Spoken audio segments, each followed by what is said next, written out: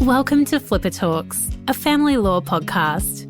We are FLPA, the Family Law Practitioners Association of Queensland. Family law is a wonderfully rewarding career, but is not without its challenges. Join us as we explore the issues that impact on the practice and well-being of family law practitioners. We hope our episodes will not only inform and inspire you, but encourage you to reach your potential. Enjoy this episode. Welcome to FLPA Talks, and another instalment of Things I Wish I Knew, a recurring series in which I bring together a newer member of our profession with a more senior colleague and see experience lined up against the relative enthusiasm of youth. I'm Matt Taylor, and this episode it's my very great pleasure to welcome barrister, former Judges Associate and proud First Nations man Joshua Creamer.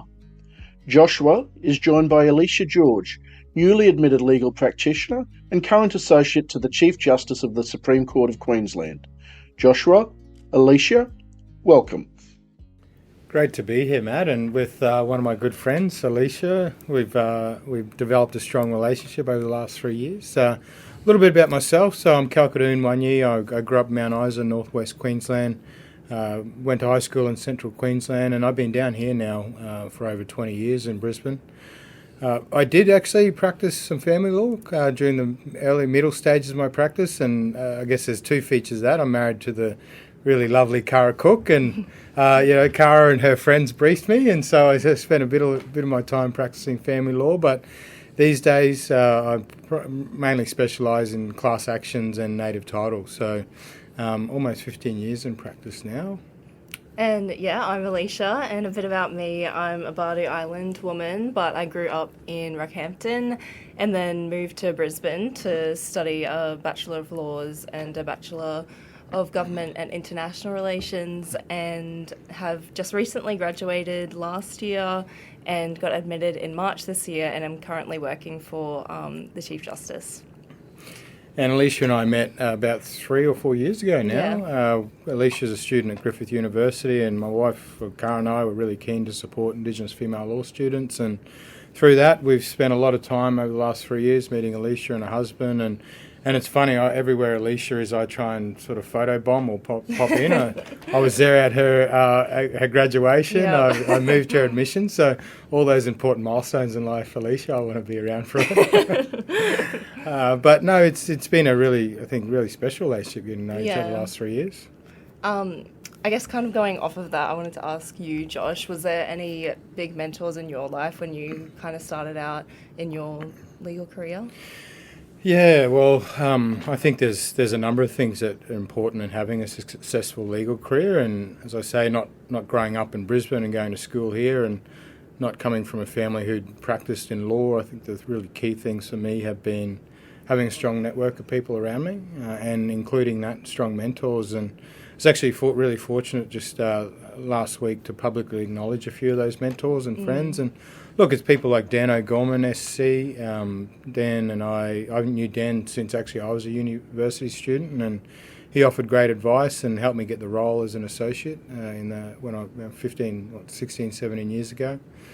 John Fraser, he's a criminal barrister. He's been a long-time mentor, and I think Judge Jarrah and I have had a really good relationship for a long time since, again, before I started. And it's funny, those relationships that I sort of built up in my time as a law student actually have endured, through completing law in those early stages of my career, and are really, really important relationships even at this stage of my career. Mm-hmm.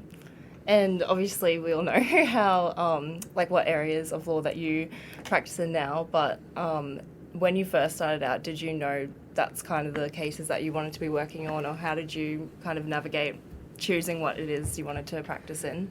Well, it's really funny. I was so focused on going to the bar. I was really fortunate. I think for a lot of students or early students, I say, look, spend those first couple of years studying and getting that routine right and learning how to study and all those things at university.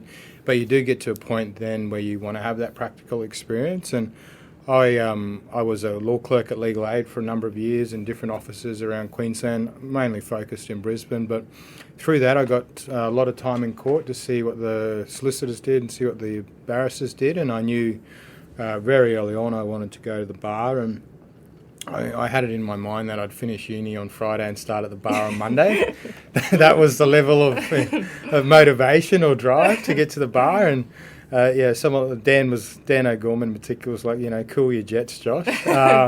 You do have to take a few steps. And as I say, really encouraged and supported me getting the role as an associate. And then the judge and Dan were, you should spend a year at least in a firm, and I did that. I was a law clerk at Nice Lawyers on the coast for a year, and then I got to achieve that goal and got to the bar. So I knew, as I say, I think that practical experience really helped me in understanding where I thought I fitted in legal practice. Mm-hmm. And what, I guess, would you say initially drew you to law generally, and what has made you stay here for as long as you have? Yeah, look, I think a really good question, and there's a few parts to that. I was always interested in sort of social issues. I even remember as a kid I loved reading the paper on weekends and, politics and all, and just what was happening in the world, social issues. And it's funny, I went to a all-boys school up in central Queensland, and all the guys just cared about was footy and stuff like that. So, and look, there's still a lot of good friends, but I was on my own, I think, in a lot of the issues I liked. And so law, politics, social issues, Indigenous issues, really all came to drew me into studying law. And look, in terms of now, I think given the sacrifices you make having a legal career, it's to be successful in anything, and particularly law. It takes a lot of time, investment, and a lot of the fun things you don't get to enjoy, and important family milestones and that you're generally working, but. I've enjoyed being able to, particularly the work I've done, the last almost 10 years, the work in Indigenous communities, travelling across the country, learning about historical treatment of Aboriginal people, and working in cases that trying to recognise or have their rights and interests protected. It's been a really, really valuable career. Something I really have valued about our relationship is watching kind of you and Cara navigate the high-pressure environment that law is, and obviously her career and your career taking different paths, but at the start and now, how do you kind of manage that pressure and that workload without burning out or prioritising your mental health and those things?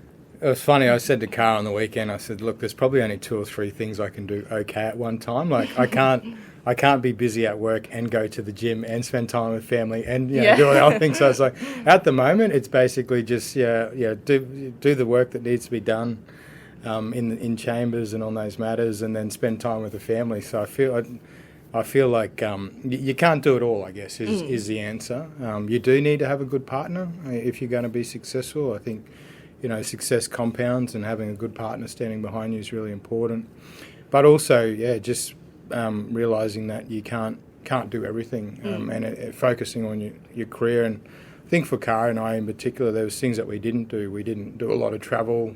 People travelled and spent time overseas in the early part of their careers, and we didn't have the opportunity to do that. We really focused on building our work here and our relationships. And Cara went on and she private practice. She was then in community legal centres and started the first DV law firm, specialist DV law firm. So we were just focused on doing those things in the early stages of our career. And now with 3 kids, it's a balance. Cara was recently elected in federal parliament, but I think the thing is you just have to support each other, be flexible, and in our line of work, if you need that extra help at home, you get that organised. And so, over the last 3 years, I think our relationship's evolved. I feel like you've become a bit of a stepdaughter in a way, you and Liam, your husband. But, I think, and we've talked more recently about where to next for you and some of the motivations and some of the challenges. But as a young person starting out your career, what's the things you're thinking about? What are you concerned about? I think there's a lot of pressure when you're kind of young in the profession and you have all these big dreams and big things you want to achieve, and there's a part of you that really wants to be able to do it. But there's also that part of you that wonders, I don't know if I can make it the long distance. And I think in this day and age where their mental health is a really big priority, and for a lot of young people, I feel that putting that at the forefront can sometimes be a challenge, and I'm wanting to kind of be really mindful of that going into the profession, but also there's a lot of pressure, I feel, to make the right decision of what to do in the next step in your career, where I feel you have been very helpful for me in kind of getting some of that head noise out and just having a bit of a chat about some practical steps, I think, to really help you make those what they seem as hard decisions right at the start of your career. And I guess the good thing, sort of where you're at now, is that people like myself, but also Evelina Tarago, Malia Ben, two Indigenous female barristers, Judge Jarrow, Justice Lincoln Crowley, that, you know, as a young Indigenous lawyer coming through, there's a lot of examples that are really close to you and support you that you can do it too. Yeah, for sure. I think where I am now is probably different from when you started and you were my age. I actually have those or more examples and more representation in the profession of First Nations lawyers, barristers, judges, and it's really helpful and something to aspire to and admire, that you can one day probably have the ability to do that as well.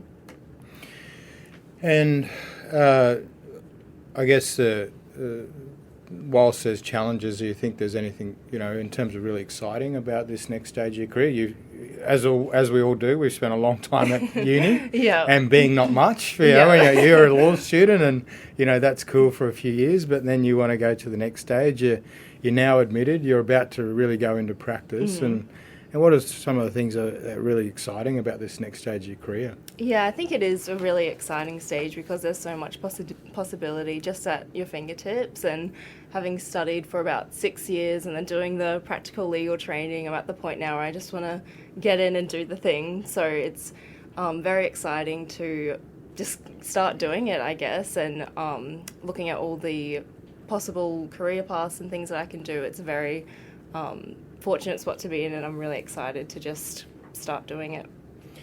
And you talk about, you know, the next stages, and are you going to make the right decisions? What are the things that are really attractive to you about this next stage, or, you know, opportunities? Yeah, so I'm going to a big commercial firm next year, and I'm really excited for the areas of law there that I'm going to be practicing in, but also I have aspirations of going to the bar.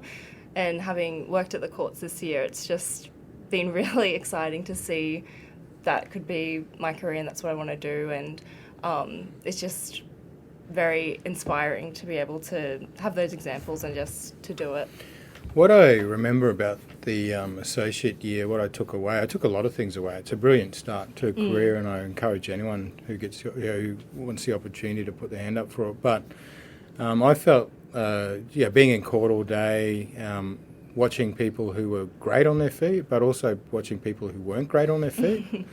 And I took away from it the fact that I watched a lot of people and thought, you know what, I could do that job. Yeah. It's not as scary as it might be. I can even, and you know, I think that's the sort of cockiness you have, and you know, all those things, the overconfidence, but it's very much like, okay, you know, this is achievable. I can see what the role is here at the bar, and again, that was another motivation. And what have you taken away? I mean, I know you're halfway through your year as associate, but are there any lessons you picked up along the way? Yeah, I think it's just been a really interesting year to be on this side, kind of of the bar table, just watching it all happen. And I agree with what you said, that seeing all these different examples of different barristers appearing in court and thinking, I could do that too.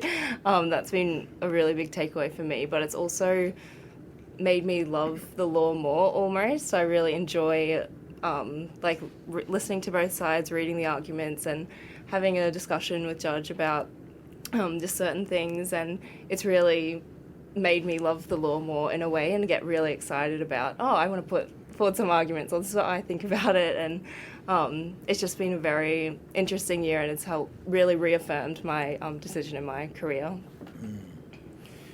Yeah, and I think the other thing I took away from is that just meeting all the judges and realising that they are people. And, and not to be as scared. I think even now, some of those judges I met when I was an associate, I still have great relationships with people like Margaret McMurdo, for example. We went on, sat on boards together, and So breaking down some of those barriers For and sure. scariness as well, Yeah. important part. Josh, you mentioned at the start that Alicia was the first winner of your scholarship. Do you want to talk a little bit about that? Yeah, sure, Matt. Well, look, I mean, I've worked on some really big cases involving Indigenous parties. I did a lot of work, obviously the Palm Island case, class action, and then we worked on the stolen wages cases, and in particular, and I realised working on those cases that I was interviewing a lot of Indigenous women, and often about and these are older women, about their time in under what we call the Act here in Queensland. So they were under the control of the state, generally lived on different missions, were separated from their families, became part of the stolen generation without children. And I was talking to them about really traumatic, really, really difficult events, really difficult evidence. And I always thought, geez, I need an Indigenous woman who's out the bar, who can work with me on these types of cases. And I was talking to Evelina and Malia, and they weren't there yet, but ultimately, in Malia in particular, I really pushed her over the line. But it also was also motivated to see not just women come to the bar, but go onto the bench and be successful. And I realised from practicing for a while, and being in Brisbane for a while, Cara and I, and just these great relationships we have, and these great people around us who have similar values and are interested in similar issues as us. And I thought, wouldn't it be great to try and bring all of that together to support this next generation of Indigenous lawyers? And coincidentally, I was turning 40, so it's a couple of years ago now. And I said, I don't want a birthday and just people give me stuff that I don't want. I don't need anything. But I thought, how about we talk to Griffith and put a scholarship program together? And we went to Griffith, and because Cara and I were both students there, and I've continued to have a relationship with them, and we sort of pitched this idea of a scholarship, and Griffith came back and said, yeah, that's great, but why don't we also do some mentoring and career support? And as I say, now, as you say, Alicia's the first recipient, and we've just had the fourth recipient announced, so that's over the last 4 years. We've been able to raise about $200,000, and that'll go on to support a whole range of students. But I think the biggest thing certainly for me, and I hope for Alicia, has actually just been that mentoring and the career support. And I try and catch up at least once a quarter with each of the students, and sometimes more. I've tried to bring them into our network of people and introduce them to a lot of people. And fortunately for Alicia, Justice Crowley was getting appointed. It was when his appointment in the Supreme Court, and I said, look, come up. I think it was just when you only knew in terms of scholarship, wasn't it? And I was like, oh, look, come up. This will be great. Everyone's going to turn out for it. And it was just one of those things. It was excellent. So many people in the profession were there, and we introduced around to a lot of people, and that's where we initially bumped into the Chief Justice, and fortunately it sort of led to a whole range of opportunities since then. But I realise that when at a certain point in your career, if you want to make a difference, you actually have to do. You have to pick up the phone. You have to actually do things. It's not really just. I don't think it's enough to sit back and say, oh, this is a great initiative, or, that's great, and I'll go to a morning tea, or I'll go to a lunch, or I'll go to a CBD afterwards. If you really want to make a difference, you've got to call in the favours, you've got to ask people for money, you've got to, push, knock down doors, knocking on doors, all that sort of stuff to actually make a difference, and that's one of the things we've been able to achieve for the scholarship. Yeah, and just from my perspective, I can say that Josh really does do that. I feel like him and Cara are those people that they've climbed the ladder, and they're not just pulling me up with them, but they're actually empowering me to go and do things. And it's been really invaluable, their support and their mentorship. And even now I feel like I'm in a stage in my career where I'll text Josh, I'm like, this is what I'm thinking, and he's always quick to answer. And it's just, I don't take for granted how much of a support that is, especially not having any family in law or not being from Brisbane, that kind of thing. So, yeah. And, we've tried to, like I say, Alicia's become part of the family. We've been around home for different events and things, her and her husband Liam. So, Yeah, it's been a great relationship, and we've got Keely Hughes, who's a second recipient. She's so focused on going to the criminal bar.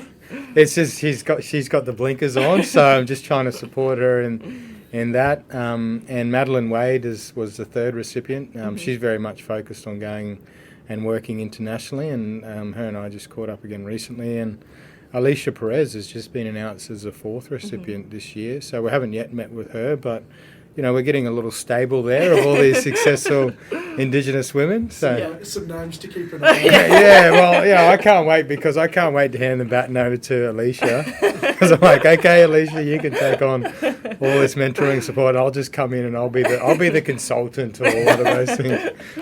Fantastic. Thank you. There you have it, guys. The value of mentors, the value of networks, the value of representation, and ultimately the value of a partner who can support you in the journey along and into the law. Thank you, Joshua. Thank you, Alicia. Thanks so much for your time. Thanks, Thank Matt. you. Great to be here. Thank you for listening to Flipper Talks, a family law podcast. We hope you enjoyed the podcast today. We confirm that the information we discussed today was just that, information for educational and entertainment purposes only. It is not specific advice. If something discussed has you considering whether you should take steps, it is important to make sure you get professional advice about your unique situation before you proceed, whether that be legal, financial, accounting, medical, or other advice.